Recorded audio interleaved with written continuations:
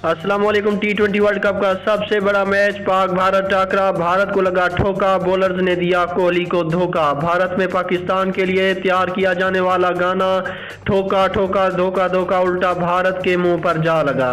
भारत को पाकिस्तान के खिलाफ मैच में मुंह की खानी पड़ी। पाकिस्तान ने भारत को हराकर भारत का गरूर खाक में मिला दिया। वीडियो में हम आपको मुकम्मल तौर पर अपडेट से बताएंगे। इससे पहले कि अगर आप हमारे चैनल पर नए हैं तो हमारे चैनल को सब्सक्राइब कर दें और साथ दिए गए बेल आइकन को भी प्रेस कर दें ताकि हर नई आने वाली वीडियो आप तक आसानी पहुंचती है। जी हाँ, आपको बताते चले, भारत ने पाकिस्तान के खिलाफ पहले बैटिंग करने का फैसला किया। 20 ओवर्स में 152 रन का आसान हदफ दिया है भारत ने, जिसके बाद पाकिस्तान भारत के इस हदफ को आसानी से पार कर लिया और यूं भारत का गरूर खाक में मिला दिया।